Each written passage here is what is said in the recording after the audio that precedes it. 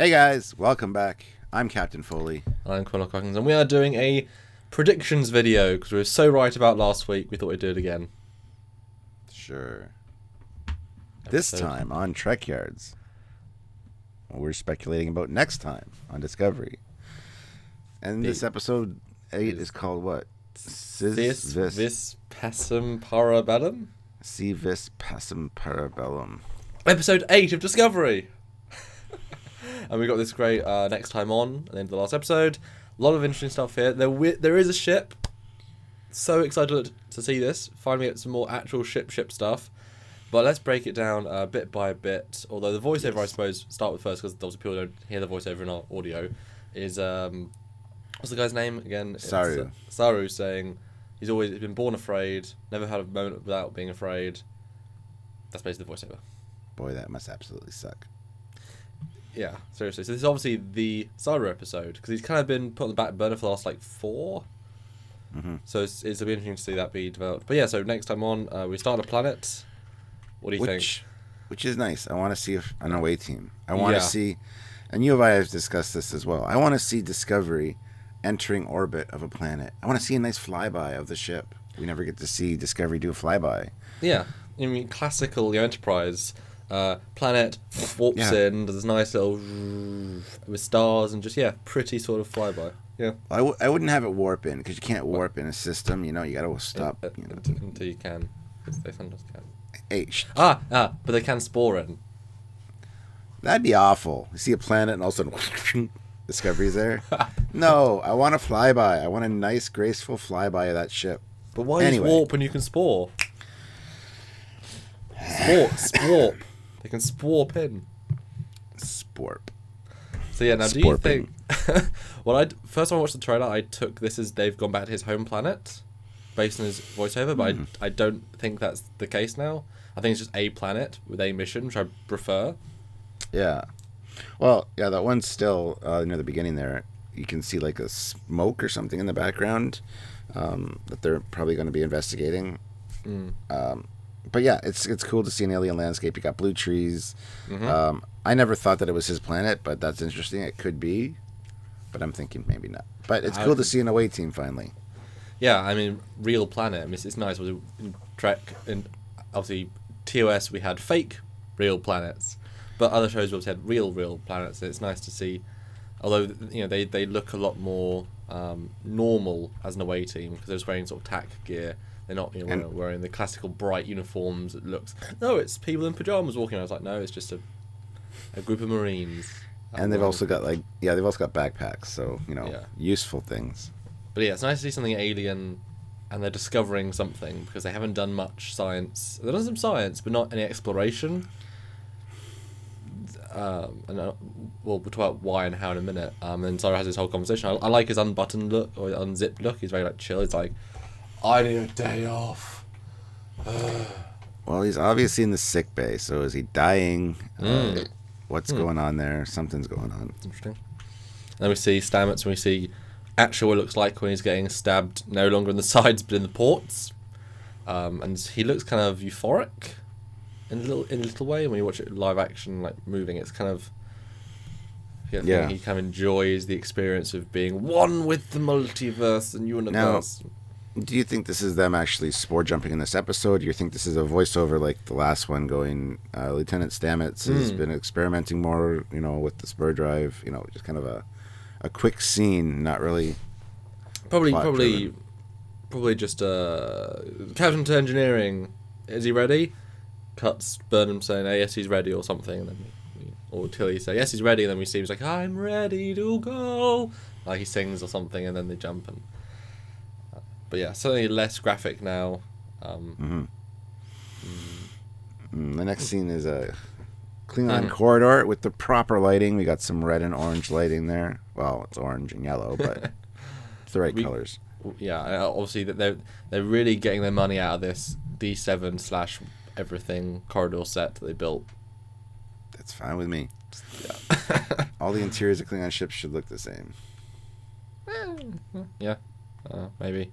But it's nice to see Klingons are back in some way. We'll be interested to see how they link. Then we see Lorca looking unhappy. Now we will see in a moment the Admiral. Have we ever seen Lorca looking happy? Is my question. I guess we have, maybe, kind of. I'm just busting your balls a little bit when you said we see Captain Lorca looking unhappy. True. This is resting face. No, I think in this episode we're going to obviously see the repercussions of him sending and lacking of rescue of the Admiral. We're going to see the repercussions of that, and there's a few beats in this trailer. That's going to be a direct parallel. Because, I mean, again, it's meant to be a serialized series, so it's meant to be a continuous story, and so I felt weird to take a break from that for an episode. Even, I guess it's just time has passed, but... Time has passed. I see what you did there. That's awesome. Didn't really, yeah. The next scene is absolutely awesome. This is a cool-looking starship getting its ass kicked by a bird of prey, I guess. But anyway... That's what they say. It says the USS Gagarin, which is a really awesome name for a ship. We've actually done an Originals episode on a Gagarin class. Check it out. Yeah, I haven't done that one. Yeah, this is the same ship we saw in the Binary Star teaser, the one that was flying that we thought would then be the Shinjo, because the layout fits better with the work in progress diagrams, which we now know with the work in progress it just didn't change because didn't have time or money or whatever. So this has been seen before, and I appreciate it took sort of center stage in some of the shots. Obviously, this is one of the higher detail models, one of the ones they liked more as a set. But it's nice to see a ship with upslung nacelles a bit more, and yet it clearly has a Shinjo styling with the... Anyway, but we'll do a full episode, but I really dig this one. And finally, some sense of some Starfleet. Like, just like the Enterprise D met the Hood multiple times in the same shot with a different planet in the background. It's like, yes, let's see other ships, Yeah, absolutely. So the next scene is something on the planet, some kind of mystical blue force thing. And Saru's got a gun. I don't know. I would hate to be part of his race if he's always always fearful for his life at all times. I would never want to go on an away mission. Yeah, but maybe that's why they don't have. Maybe that's why they don't have red uniforms on the Discovery. He'll be like, "No, you're gonna die." He's like, "Why?" "'Cause of the shirt." No, but things if you're born that way, it's just part of who you are. You're used to it, and obviously to function in society, you've got to be able to. So it's more a case of like I said, it's become that reflex rather than something active, But it's intriguing that these three are going down. There is no, like you said, red shirt party. There's no other officers. I know that's not most times away teams that tend to be the heroes because it saves on extras and CG budget being them down. But it'd be nice to see other people. Now, when I see this, I get the impression this is spores. This is either some spores got released and they're doing something on the planet, or they've found a organic originator of the spore. Not like. Just a planet which has a even more powerful variant of the spore, and they think if they harness it, they can make it even more powerful, more stable. That's the impression I got with how similar it feels to the spores. What do you think? That's a great idea. I never really considered that. But the next scene, the next picture where it's like swirling in the forest, we know they are mushroom spores. So it could be, exactly. And actually, that's interesting. It ties in with the next photo where Stamets is like, it could be that maybe these spores don't interact well with the spore driver him if they bring them up to experiment, or maybe, I don't know. Yeah, like he's feeling repercussions, and so, I mean, if they can go anywhere in the galaxy, he might be able to sense some more stable spores, and then go harvest them. And it would still make sense to send Burnham and Saru, because they're the chief science people, to do the initial recce. Maybe he can't be interacting with spores and anymore Stamets, because he's so genetically whatevered. Although, do you think if he stepped in a mist of spores, he could also beam out like the tardigrade did? That's a good question. I honestly don't know. Because he's got the tardigrade DNA now, so... But it doesn't mean he's got the biology, though. True. So I think, Because that'd be a hell of a superpower. He becomes Nightcrawler. Yes. Yeah. Hello, Chancellor Garon, or Chancellor whoever. Yeah. And then we get the torture with a lovely little depth of field shot to the Admiral. Before you focus on the Admiral, take a look at the tools for a second. the one on the very far right must belong to Starfleet because it has a Delta on it. And they brand everything. Bet their underpants have it. I know, right? But do you see the Delta I'm talking about? Mm-hmm. You know you do. I'm just maybe kidding. it's an ironic Delta because you can. Maybe it's like one of those pincers, so you open it up, say "ha," and stab you with your own Delta. There you go. But yeah, torturing the Admiral. She seems relatively unharmed. I mean, it's very blurry, but I feel like they haven't done much to her yet. Yes. But I certainly don't want to see. I don't want to see her harmed. But I'm wondering what is Kor's plan. Beyond obviously the information she can provide. I mean, I'm sure they changed all the access codes, they changed all the fleet movements. I mean, yeah. she doesn't know how the spore. Well, she might know how the spore drive works. But Interestingly enough, I just wanted to mention something here. The last episode we had screen caps from, there was a picture of a map of the Klingon border. I took a close look at that. One of the planets is named Katinga. yeah, Yeah. yeah. I did mention that in the last review, but I wanted to mention it now because that's pretty cool, actually. Yeah, it's in one of the. I think Larry Nemechek maybe named it in his star charts, but yeah, it's one of those nice little. Yeah. Because it makes sense. I think there's also like Negvar. There's a guy named Negvar or something. There was.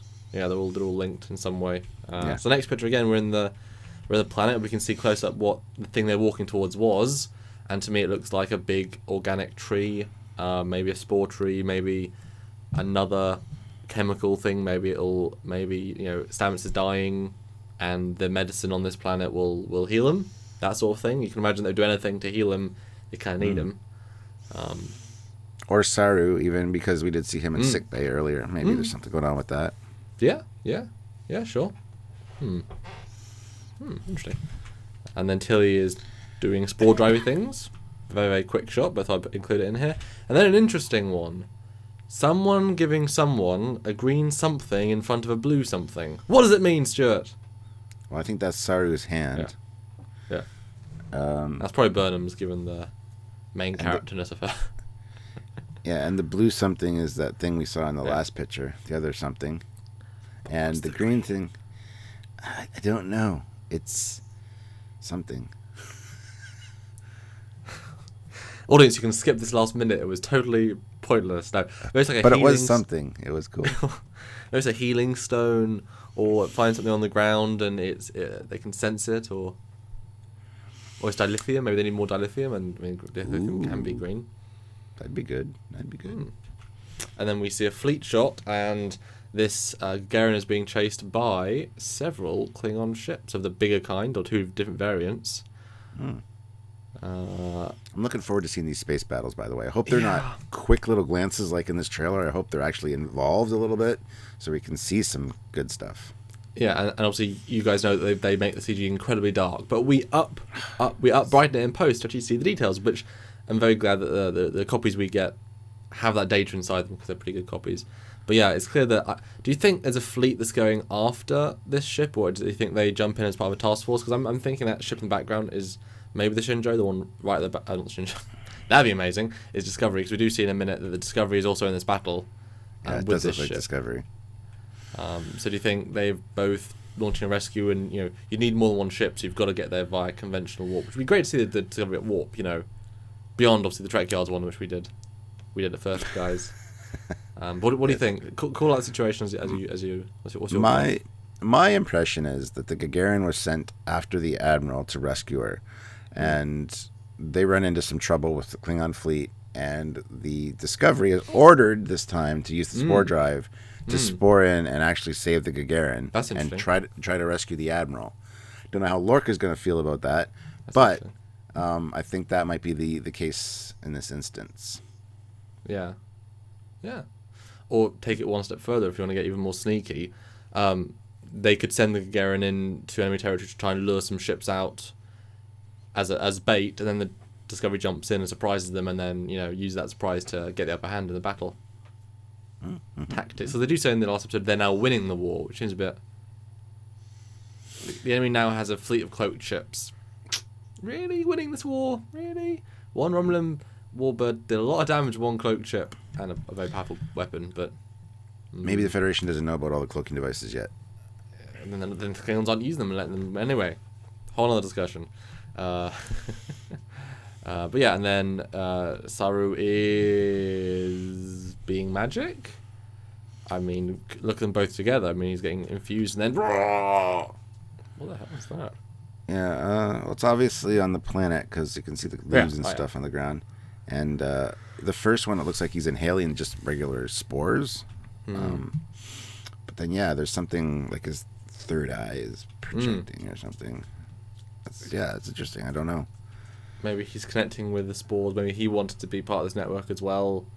A bit of a stretch, I don't see his character, but... It looks kind of like a superhero shot with how it's doing. Oh, yeah. Yeah, for sure. But maybe he goes evil because the next shot, Burnham is pointing a gun, action pose, dum dum dum. That's all I can say about that. And then we get the Discovery coming to the rescue. All I can say about that. Dun, dun, dun.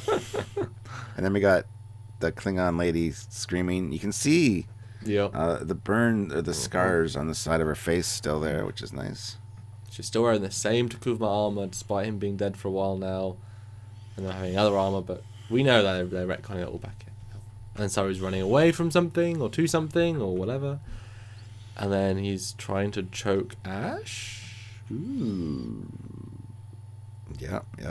Which it's the same kind of sandy ground as the Burnham picture, so he could. They could have all got knocked back by that thing shooting out of his head. And he grabs Ash, and she's just regaining consciousness and sees him and points the phaser at him. I'm calling that now.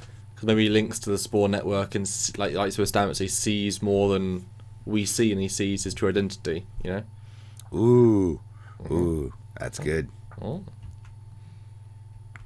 Then we got a bird of prey shooting at Discovery. That's a pretty cool shot, actually. I really like that. Very Death Glidery, though. Yeah, I know. Or in fact, Minbari fighter, they're very similar designs anyway. And then Lorca saying at the end, "This is not the time to mourn." So obviously it's the Admiral. That's my bet anyway. He's always saying, you know, I wouldn't be surprised if her ship blows up. They accidentally kill her ship or something. Because you know because Starfleet could send him in to rescue her, but if need be, stop her from leaking information. You know. Could be, although we know trailers aren't cut in chronological order, and they're cut to be deceiving. This could be near the beginning of the episode. Maybe the away team has gone missing or something. Or the Gagarin. Or the Gagarin is behind enemy lines getting attacked, and they're like, "This is not a time to mourn. We don't know if they're destroyed yet." Yeah, we don't know if they're destroyed. Let's go in and see what's going on. Yep. You're right. Maybe they do manage to almost save the Admiral, and she ends up dying somehow. Wow, my finger slipped on that torpedo button 6 times. So sloppy of me. Oh no. So yeah, there we go. That's our guess for. Honestly, I'm excited about this episode because of the ship. Honestly, that's what really hit me. I'm like, oh. Yep, the space battles for sure. Not surprised to anybody. But yeah, it looks good. It looks interesting. And I think, you know, if we're hitting 8 out of 9 and then it's a break. Yeah, I think 8 and 9. So then there'll be the cliffhanger or the end of. You know, they call it chapters now on the Wikipedia. So it's chapter 1, chapter 2.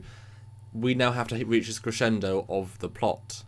You know, like this last episode didn't do anything beyond, I guess, develop everyone a bit further. Especially Stamets. Like, it's a good way of showing he's now out of touch with the contemporary timeline. He's now more, you know, rather than just saying it, we showed it in a cool way. So I guess that could be the reason for those episodes. But now, with 2 episodes left, we need to see the real plot. You know, we need to see this deeper thing. So, you know, if Ash is the spy, it makes sense to reveal him sooner rather than later, maybe, and then they parallel universe it. I'm assuming that's going to be at the cliffhanger of the season. Will be, oh no, there's the Terran Empire Enterprise. It looks so pretty. Beams, Emperor Hoshi. Oh my god. Yes. That'd be cool. It's funny because when you said Stamets being out of the regular timeline, I'm like, it'd be funny if he's just walking around the halls going, none of this looks right. It doesn't look like from the right timeline. And then looks at the camera. Fourth wall breaking, everyone. That'd be awesome. Where's all the buttons that are brightly coloured? Why is my uniform blue? No. Why is my Delta guy slashing it? Why am I wearing a Delta? No. I'm sorry, we're getting out of hand here. That's why another does it have a discussion. slash in it? Why does So it it's have a not. split? So it's not the same as the Enterprise. Is my guess. So it is a little different because it is shaped a little different. Because I have one Yeah. here, and it's a little bit more elongated than the regular Delta. This is a whole other discussion for another video, but it's a little bit more rounded and a little bit longer. Well, it's a little bit more TNG-ish because they did change them for the later on ones, like a little bit anyway. See, we're getting off topic here. See, there's the TNG one. Oh Still- yeah, sure. No. Anyway, Interesting. that's another video talking about the Delta, I think. I don't even know where we were. Oh, yeah. That's our We're thoughts. saying bye, I think, basically, because Oh. we'll see what happens. Rescue the Admiral goes bad. There's another ship involved. Yep. We get some really great Klingon lady scenes, maybe she's really pissed off now that Voq hasn't communicated with her much. Her plan's backfiring. Even more vengeance-y stuff. Yeah. So there you go, guys. What do you think? What are your thoughts? What are your predictions for episode 8? Wow. I would love to read them in the comments below. And the episode is called Si Vis Pacem Parabellum. Please correct me on that. I don't know. I don't know if that was good or not. Well, they'll probably say it in the episode because they mostly do. Yeah, hopefully, yeah. So, yeah. Anyway, guys, hope you liked this video. If you did, please let us know. And you can let us know by clicking that like button. Don't forget to subscribe so you don't miss other great content from us. Yes. And please join the Trekyards Facebook group. There's lots of great discussions going on there all the time about ships and tech and really cool stuff. So looking forward to seeing you there. Yes, and if you want to support this show, this channel, everything we do on a weekly and often daily basis, then please go over to Patreon. Lots of YouTubers use it to help support their show and what they do. Because this isn't just a hobby for us. It's been our serious time commitment for 3 years now. We hope a lot longer. So support us on Patreon. $5 a month, $10 a month, $20 a month, whatever you can give. It really makes a huge difference. A one-time donation at trekyards.com. Click that donate button. Give a little bit or a lot. Either way, thank you so much. Until next time, guys. Basically, probably tomorrow. Yes. Because, yeah. He is the wonderful and still slightly ill Captain Foley. Yes, I'm still a little sick. And he is the not very sick, but mentally kind of sick, Commander Cockings. Thanks. Next time on Trekyards. We'll see you then. Bye, guys.